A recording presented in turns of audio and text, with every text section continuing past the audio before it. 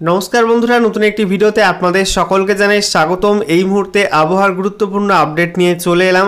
হঠাৎই রাজ্যে একাধিক জেলার জন্য আবহাওয়ার পূর্বাভাসে ফের বড়সড় পরিবর্তন করা হলো, যেখানে বেশ কয়েকটা জেলার জন্য আজকের বাকি সময়টা অর্থাৎ রাতের দিকের সময়টা এবং আগামীকাল ভোরবেলা এবং সকাল 8:30 পর্যন্ত এই সময়টার জন্য বেশ কয়েকটা জেলার জন্য ভারী থেকে অত্যাধিক ভারী বৃষ্টিপাতের রেড অ্যালার্ট বা লাল সতর্কতা জারি করা হলো। একই সঙ্গে একটি জেলার জন্য শুধুমাত্র ভারী বৃষ্টিপাতে হলুদ সতর্কতা দেওয়া হলো এবং দক্ষিণবঙ্গের প্রায় 8টা জেলার জন্য বজ্রবিদ্যুৎ সহ বৃষ্টিপাতে হলুদ সতর্কতা দিল আলিপুর আবহাওয়া দপ্তর। তো এখন আমরা দেখে নেব যে কোন কোন জেলার জন্য কী কী সতর্কবার্তা দেওয়া হয়েছে এবং একই সঙ্গে উপগ্রহ চিত্র নতুন কী কী আপডেট দিচ্ছে। এছাড়া বন্ধুরা, গত 24 ঘন্টায় পশ্চিমবঙ্গের উত্তর থেকে দক্ষিণে কোন কোন জেলার কোন কোন অঞ্চলে সর্বোচ্চ বৃষ্টিপাত রেকর্ড হয়েছে সেই সংক্রান্ত রিপোর্টও কিন্তু প্রকাশ করলো আলিপুর আবহাওয়া দপ্তর। সেটা আমরা দেখে নেব যে পশ্চিমবঙ্গের কোন কোন অঞ্চলে সর্বোচ্চ বৃষ্টিপাত রেকর্ড হয়েছে এবং কত পরিমাণ বৃষ্টিপাত রেকর্ড হয়েছে।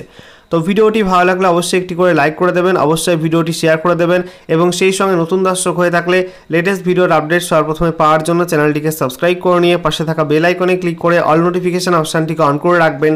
লেটেস্ট আপডেট আপনারা সবার প্রথমে পেয়ে যাবেন। তো বন্ধুরা, প্রথমে আমরা দেখে নেব কিছুক্ষণ আগে আলিপুর আবহাওয়া দপ্তর থেকে যে লেটেস্ট অফিসিয়াল নোটিফিকেশান জারি করা হলো, সেখানে আজকের বাকি সময়টা অর্থাৎ আজকে 27 সেপ্টেম্বর 2024 রাতের দিকের সময়টা এবং আগামীকাল 28 সেপ্টেম্বর 2024 সকাল 8:30 পর্যন্ত যে ওয়েদার ওয়ার্নিং জারি করা হয়েছে সেখানে কোন কোন জেলার জন্য কী কী ওয়ার্নিং রয়েছে। তো দেখুন, বলা হচ্ছে উত্তরবঙ্গের মধ্যে দার্জিলিং এবং সেই সঙ্গে কালিম্পং এই দুই জেলাতে কিন্তু ভারী থেকে অত্যাধিক ভারী বৃষ্টিপাতের সম্ভাবনা থাকছে। ঠিক আছে, দু একটা জায়গায় কিন্তু বিক্ষিপ্তভাবে অত্যাধিক ভারী বৃষ্টিপাত অর্থাৎ 20 সেন্টিমিটারের বেশি বৃষ্টিপাত হতে পারে এবং রেড অ্যালার্ট রয়েছে এই দুই জেলার জন্য।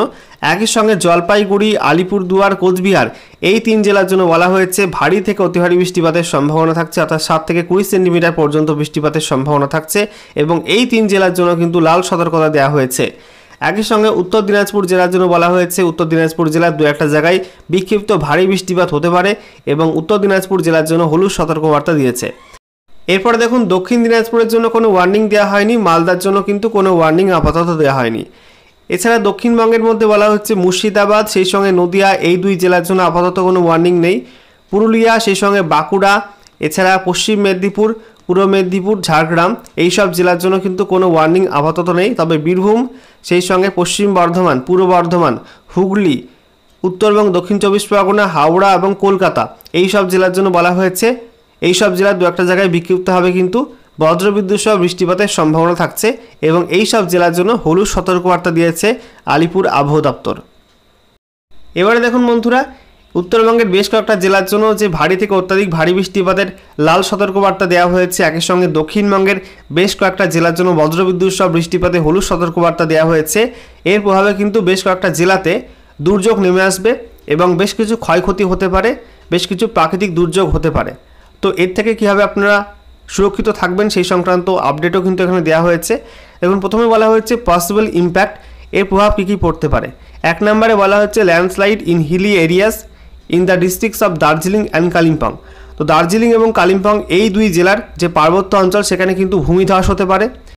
এরপর 2 নম্বরে বলা হয়েছে rise in water level in rivers like Teesta, Jaldhaka, Sankosh and Torsa. অর্থাৎ উত্তরবঙ্গের তিস্তা, জলঢাকা, সংকোশ এবং তোরসা এইসব নদীতে জলস্তর বৃদ্ধি পেতে পারে। 3 নম্বরে বলা হচ্ছে reduction in visibility during intense spell of rain. অর্থাৎ অত্যাধিক ভারী বৃষ্টিপাতের সময় কিন্তু দৃশ্যমানতা কমে যাবে, দূরের জিনিস সহজে দেখা যাবে না। 4 নম্বরে বলা হচ্ছে damage to horticulture and standing crops and vegetables in the field. অর্থাৎ মাঠে ফলের চাষের ক্ষেত্রে ক্ষতি হতে পারে, পাকা ফসলে ক্ষতি হতে পারে এবং শাকসবজি চাষে কিন্তু ক্ষতি হতে পারে। আর 5 নম্বরে বলা হচ্ছে water logging in low areas, low dyeing areas and possibility of flash flood in some areas, damages two কুচ্চা houses and কুচ্চা Rhodes, inundation of underpass Rhodes, low dyeing areas Rhodes. তো বলা হচ্ছে এই যে অতিরিক্ত বৃষ্টিপাত হবে এর ফলে কিন্তু কাঁচা বাড়ি ড্যামেজ হতে পারে, কাঁচা রাস্তা ড্যামেজ হতে পারে, একই সঙ্গে আন্ডারপাসের সঙ্গে যুক্ত রাস্তা এবং নিচু রাস্তাগুলো কিন্তু জলমগ্ন হতে পারে এবং নিচু এলাকাগুলিতে হঠাৎ করে বন্যা তৈরি হতে পারে অত্যাধিক ভারী বৃষ্টিপাতে। এবারে দেখুন আপনাদের কী কী পরামর্শ দেওয়া হয়েছে। বলা হচ্ছে অ্যাকশান সাজেস্টেড। 1 নম্বরে বলা হচ্ছে avoid movement in landslide, prone and water logging areas and avoid staying at vulnerable kutcha houses or structures keep domestic animals in safe place.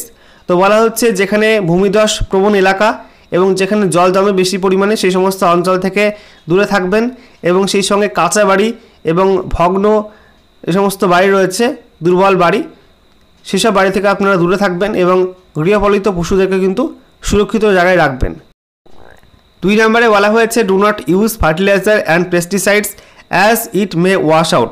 তো বলা হচ্ছে এই সময় ব্যাপক বৃষ্টিপাতের সম্ভাবনা থাকছে, তো এই সময় কিন্তু আপনারা কোনো সার কীটনাশক এগুলো কিন্তু কৃষি জমিতে ইউজ করবেন না, তাহলে সেগুলো কিন্তু ধুয়ে চলে যাবে। 3 নম্বরে বলা হচ্ছে movement of traffic may be regulated judiciously. তো বলা হচ্ছে ট্রাফিক জ্যাম হতে পারে। এবং 4 নম্বরে বলা হয়েছে take shelter in safe place during thunder shower or intense spell of rain activity.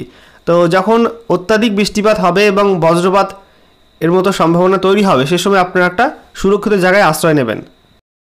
আচ্ছা, এরপর দেখে নেব আমরা যে রাজ্যের উত্তর থেকে দক্ষিণে বিগত 24 ঘন্টায় কোন কোন জেলার কোন কোন অঞ্চলে সর্বোচ্চ বৃষ্টিপাত রেকর্ড হয়েছে। তো দেখুন, বলা হচ্ছে আজকে 27 সেপ্টেম্বর 2024 সকাল 8:30 পর্যন্ত যে বৃষ্টিপাতটা রেকর্ড হয়েছে, সেখানে বলা হচ্ছে রাজ্যে রায়গঞ্জে 14 সেন্টিমিটার বৃষ্টিপাত রেকর্ড হয়েছে, মেখলিগঞ্জে 14 সেন্টিমিটার এবং বক্সাদুয়ারে কিন্তু 14 সেন্টিমিটার বৃষ্টিপাত রেকর্ড হয়েছে, বালুরঘাটে 13 সেন্টিমিটার, এএমএফইউ মাঝিয়ান সেখানে 11 সেন্টিমিটার, এছাড়া জলপাইগুড়িতে সেই সঙ্গে ইকসোম, ডোমিহানি এবং শিলিগুড়ি প্রত্যেকটা জায়গায় কিন্তু 11 সেন্টিমিটার করে বৃষ্টিপাত রেকর্ড হয়েছে, লাভা তারপরে হাসিমারা প্রত্যেকটা জায়গায় কিন্তু 10 সেন্টিমিটার করে বৃষ্টিপাত রেকর্ড হয়েছে। এছাড়া দেখুন ফালাকাটা সেই সঙ্গে দিনহাটা, তারপরে দামথাং, মানসং, ভুটানঘাট, বাগডোগরা এইসব প্রত্যেকটা জায়গায় কিন্তু 9 সেন্টিমিটার করে বৃষ্টিপাত রেকর্ড হয়েছে। তারপরে চাম্পাসারি, রাভাংলা, মাঝিতার, তারপরে বাগড়াকোট, দার্জিলিং, কাজলডোবা এই প্রত্যেকটা জায়গায় কিন্তু 8 সেন্টিমিটার করে বৃষ্টিপাত রেকর্ড হয়েছে। এছাড়া কুমারগ্রাম, তারপরে গোলসি, পাকং, তারপরে NH-31 ব্রিজ, তারপরে ধূপগুড়ি, মালদা,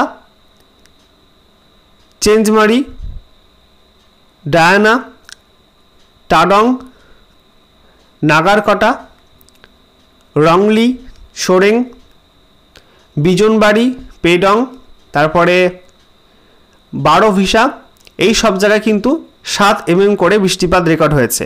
স্যাটেলাইট ইমেজটা একটু দেখে নেব। এই মুহূর্তে আপনারা দেখতে পাচ্ছেন যে পশ্চিমবঙ্গে দক্ষিণবঙ্গের ওপর কিন্তু ভারী মেঘ রয়েছে, বিশেষ করে মুর্শিদাবাদ সেই সঙ্গে বীরভূম, এছাড়া আমরা দেখতে পাচ্ছি পুরুলিয়া সেই সঙ্গে ঝাড়গ্রাম এই সব জেলার উপরে ভারী মেঘ রয়েছে। নদিয়ার ওপরও কিন্তু 2-1 জায়গায় ভারী মেঘ এই মুহূর্তে লক্ষ্য করতে পারছি। বাকি জেলাগুলিতে এছাড়া উত্তর 24 পরগনাতে কিন্তু কিছু ভারী মেঘ রয়েছে, বজ্রগর্ভ ভারী মেঘ রয়েছে। বাকি জেলাগুলিতে হালকা হালকা মেঘ রয়েছে। এদিকে আমরা দেখতে পাচ্ছি দক্ষিণ 24 পরগনা, কলকাতা, তারপরে পূর্ব মেদিনীপুর, পশ্চিম মেদিনীপুর, হুগলি, হাওড়া, তারপরে পূর্ব বর্ধমান, পশ্চিম বর্ধমান, বাঁকুড়া এইসব জেলায় কিন্তু হালকা হালকা মেঘ রয়েছে।